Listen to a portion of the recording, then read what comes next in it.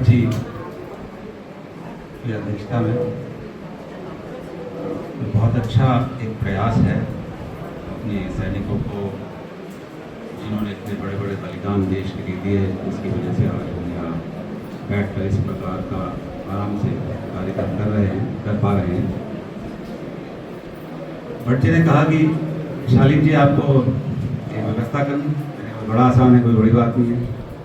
और दूसरा, इन्होंने मुश्किल चीज़ मेरे सामने रख दी है, कविता करनी। मैं आमतौर पे रेगुलर कवि नहीं हूँ, मगर क्योंकि इन्होंने कहा है कि आप वीर रस पे कविता बोलिए, तो 2 दिन में मैंने टूटी फूटी कविता तैयार की। और वीर रस पे सैनिकों के ऊपर बोलना एक बहुत कठिन काम है, क्योंकि एक सैनिक, उसके लिए शब्द ढूंढना बहुत कठिन है। सैनिक की तारीफ में, उनके बलिदान का जो उनको धन्यवाद करना या उनके बलिदान की तारीफ करना एक बहुत मुश्किल काम इसलिए है कि मुझे लगता है मेरे पास ऐसे कोई शब्द नहीं थे, तो मैंने शब्दकोश में भी ऐसे कोई शब्द नहीं पाए जो मैं जस्टिस कर सकूं, न्याय कर सकूं उनकी तारीफ करने में। एक सैनिक जब जाता है सरहद पर इस देश की रक्षा के लिए, तो वो अपने छोटे से गुडलियों चलने वाले बच्चे को छोड़ता है, अपनी बीवी को, नवेली दुल्हन जो यंग बीवी को छोड़ता है, अपने बूढ़े माँ बाप को छोड़ता है, जिनको उसकी बहुत आवश्यकता है, सहारा चाहिए होता है। तो ऐसा नौजवान और अपने अन्य भाई बहनों को, जिनसे वो बहुत प्रेम करता है, छोड़कर सरहद पर अपनी देश की रक्षा के लिए, अपनी जान की बाजी लगाने के लिए जाता है। तो ऐसे नौजवान की, ऐसे सैनिक की तारीफ करना आसान काम नहीं है। और बस जब वो जाता है सरहदों पर, तो ठंडी बर्फीली पहाड़ियों में, जहां बर्फ में खून जम जाता है, उसकी उंगलियां टूट कर गिर जाती हैं। गर्म रेगिस्तानों में, जहां सरहदें हमारी हैं, उसके नसों से फटकर खून निकलने लगता है। जंगलों में, जहां सांप बिच्छू से भी खतरनाक जानवरों का उसे सामना करना पड़ता है, उसके आगे दुश्मन की गोलियों को अपने सीने पर लेने के लिए उसको वहां तैनात रहना पड़ता है, रहता है। और दुश्मन के बारूद से उसके संगी साथियों के चीथड़े उड़ जाते हैं शरीरों के, वो उसको देखना पड़ता है। फिर भी वो डटा रहता है, सिर्फ इसलिए कि हम यहाँ शांति से बैठें और हमारा देश सुरक्षित रहे। तो ऐसे जवान के लिए, ऐसे सैनिक के लिए शब्दों में कुछ लिखना, कहना तो बड़ा मुश्किल है, मगर हम उसका धन्यवाद या उसके बलिदान, उसके त्याग की तारीफ अगर करना चाहें, तो अपने इस समाज में रहते हुए, जिसके लिए उसने अपने प्राण दिए, जान दी, इस समाज में रहते हुए अपना योगदान दें, अच्छा आचार व्यवहार करें, समाज के कार्यों में शुद्धि लाएं, दुराचार, भ्रष्टाचार और बहुत सारी चीजों से हम ऊपर उठें। यही हमारा योगदान रहेगा, ताकि हमारा ये देश एक बार फिर से सोने की चिड़िया बनने की तरफ सक्रिय हो।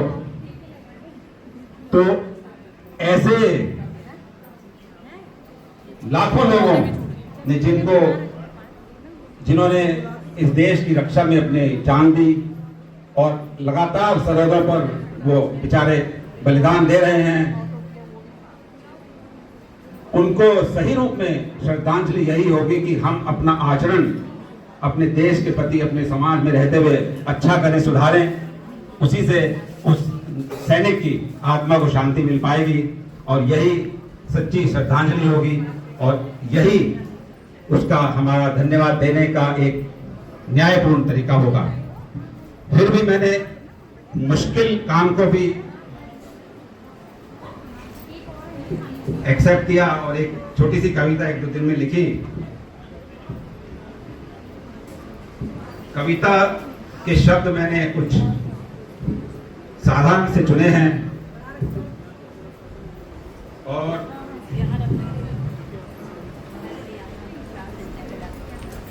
इनको मैंने एक इमारत के रूप में चुना है और जिसको छत दी है और छत का नाम रखा है सैनिक। तो प्रस्तुत करता हूं सैनिक। मां तेरी रक्षा के लिए, मां तेरी रक्षा के लिए खून अपना बहाएंगे। इसमें सैनिक का जज्बा है। हम सिर्फ जज्बे तक की पहुंच सकते हैं, उसकी तारीफ करने के लिए हमारे पास शब्द नहीं है। मैं आजीवन अगर हाथ जोड़ के खड़ा रहूं, धन्यवाद कहता रहूं, शायद वो न्यायपूर्ण धन्यवाद नहीं हो पाएगा। जिसने अपने प्राणों की बलि दी, वो सिर्फ हमारे से इतना ही चाहता है कि मेरा देश एक सोने की चिड़िया बने। मैं तेरी रक्षा के लिए खून अपना, मां तेरी रक्षा के लिए खून अपना बहाएंगे। डूबेगा दुश्मन का जहां, सागर ऐसा बनाएंगे। ये जज्बा होता है सैनिक का। डूबेगा दुश्मन का जहां, सागर ऐसा बनाएंगे। कदम न एक भी हटेगा पीछे, सरहदों पर हम डट जाएंगे। हो दुश्मन कितना भी बड़ा, हो दुश्मन चाहे चीन हो चाहे अमेरिका हो दुश्मन कितना भी बड़ा, एक क्षण भर न हौसला गिराएंगे। गोली से क्या, बारूद से क्या, ना किसी से हम घबराएंगे। हर दुश्मन से देश के अपने, हर दुश्मन से देश के अपने बेखौफ हो टकराएंगे। मां तेरी रक्षा के लिए सहस्त्रों बार मिट जाएंगे, सहस्त्रों बार मिट जाएंगे।